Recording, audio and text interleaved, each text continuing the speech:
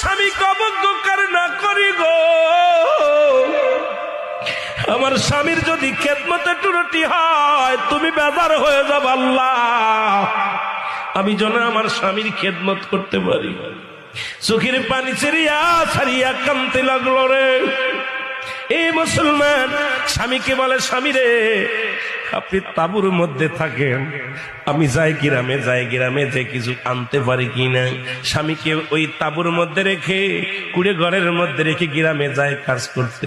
সারাদিন ভরে বিবি রহিমা মানুষের বাড়ি থালা বাটি মাঝে, সারাদিন ভরে মানুষের বাড়ি পানি উঠায়, সারাদিন ভরে মানুষের বাড়ি কাজ করে, বিনিময় কিছু জব পায়। এই